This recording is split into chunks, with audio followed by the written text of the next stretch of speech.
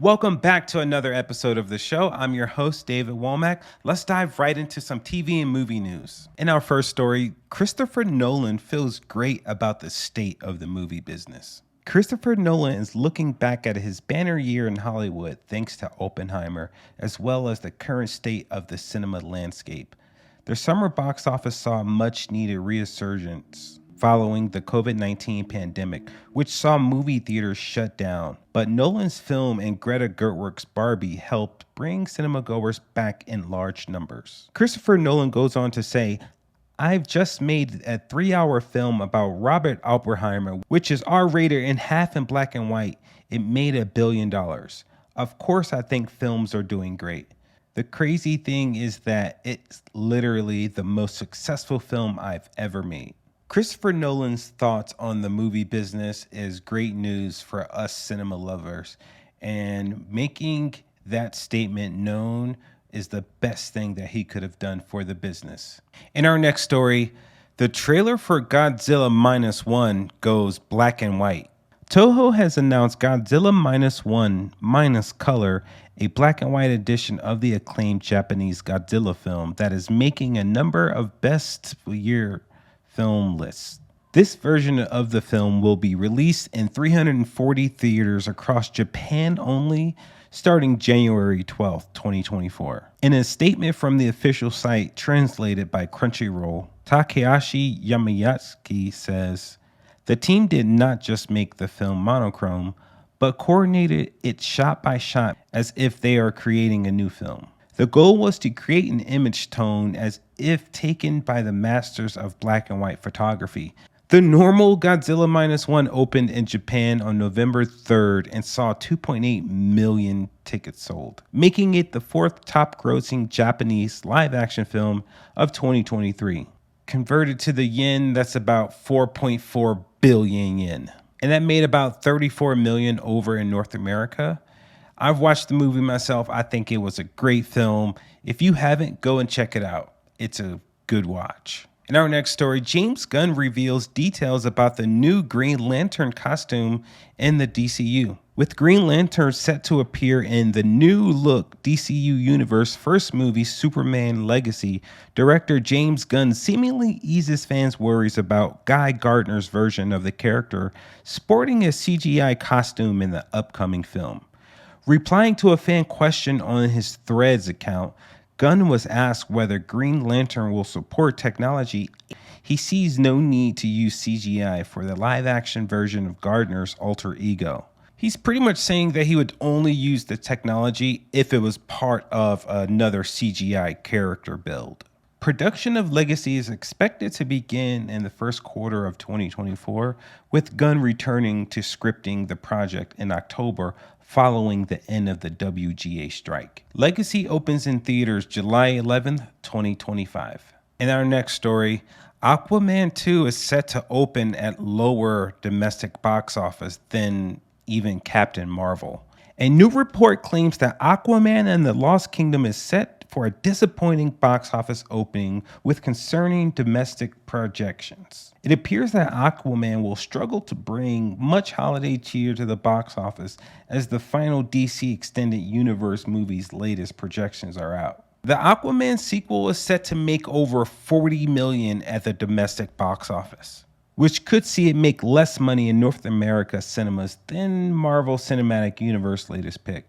However, the international projections look more encouraging, with the James Wan-held movie expected to earn in between or up to $110 million overseas, with between $75 million and $80 million of that crossing from a 73% market launch in foreign territories. Aquaman 2 has a pretty competitive slate because there's a lot of movies coming out for the holidays. The DCEU has been plagued by poor performing movies in 2023, like Shazam, Fury of the Gods, The Flash, Blue Beetle, all struggled in the box office. The Lost Kingdom will end the DCU before transition to the revamped DCU under the guidance of James Gunn and Peter Safran. Now, stories like audiences walking out of test screenings going horribly wrong, I can only just, give my best wishes to the production team. Hopefully they were able to pull something cohesive together and we can all watch and enjoy. If not, get prepared for those reviews. In our next bit of news, actress Cameron Diaz pretty much addresses the on-set rumors between her and Jamie Foxx. Cameron Diaz says rumors about Jamie Foxx on their new film set are crazy.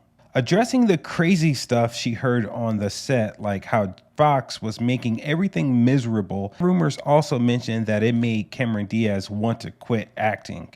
Now, Jamie Foxx is known as a lovable character that everybody is cool with, and I've never heard of a rumor of any kind actually being true like that about Jamie Foxx. He recently went through some health issues in the news, and him making it a hard time on set for Cameron Diaz. In a recent interview, Cameron Diaz addressed these rumors, saying, "I really hate all the things that are being said about our set." She sat down on the Lipstick on the Rim podcast, later adding it made her want to scream at the top of her lungs like, "What are you talking about?" Describing Fox as the cheerleader for the entire crew, Diaz said that the set for the Netflix movie was great and that he was a professional on every level. She goes on to say, "The hiccups that happen throughout production are the natural kinds of things that happen." They both star in Back in Action, is an action comedy that stars Diaz, Fox, Kyle Chandler, and Glenn Close. Besides all the drama, the movie sounds really good. It sounds like an action-packed comedy, with Jamie Foxx. He's going to make you laugh. And it's expected on Netflix in 2024. Now in our next bit of news, we finally got an update on the Johnathan Majors story. It looks like he stepped out for the first time since his guilty verdict. Since Marvel fired actor Johnathan Majors, this is his first time stepping out. Johnathan Majors went about his business as usual on Tuesday, less than 24 hours after being found guilty for assault and harassment of his girlfriend Grace Jabari. The 34-year-old was spotted going for a stroll in New York City dressed in a red plaid shirt. Now his girlfriend Megan Good, she's been pretty present throughout the entire trial. She was nowhere to be found. Aside from Majors being convicted for one count of reckless assault in the third degree, it's important to note that he was acquitted on aggravated assault and aggravated harassment, which pretty much means that he didn't do it on purpose per se. But as always, they're going through some rough patches, and I can only wish you guys the best. In our next bit of news, it looks like the Cliffhanger 2 movie is actually going to happen this time around. Cliffhanger 2, starring Sylvester Stallone, looks like it's getting a reboot. According to a recent report from Screen Daily detailing how the film received funding, Cliffhanger 2 will begin production in the summer of 2024. So far from production, it looks like the location is going to be mostly in Europe and North America. I know that growing up in the 90s and 2000s, Cliffhanger was by far one of my favorite spectacles. The Cliffhanger Reboot is being produced by Neil H. Moritz from the Fast and Furious films. The original Cliffhanger was directed by Rennie Harlin from the script co-written by Stallone. It revolved around Stallone's Walker, a mountain climber haunted by past mistakes. In the film, Walker gets involved in a high-stakes heist as a group of international thieves try to locate their missing loot after their plane crashed in the mountain. Without getting into much of the spoilers of the original Cliffhanger, I recommend you go and check that out because Cliffhanger 2 has been long awaited and it looks like it's finally happening. Now, in our final bit of news, we have a whole slate of movies releasing this weekend. Let's talk about a few of them. American Fiction, also coming out Anything But You, a comedy romance. After an amazing first date, Bea and Ben's fiery attraction turns ice cold. Anything But You opens December 22nd. Alongside Memory, All of Us Strangers, The Iron Claw, featuring Zac Efron, a true story of inspirable Von Erich brothers who made history in the intensely competitive world of professional wrestling. Also opening this weekend, Breakwater, Salazar, Migration, and don't forget Aquaman, starring Jason Momoa. It's the sequel to a series that, I'm pretty much a fan of, but everything is riding on this release for the future of the DCEU.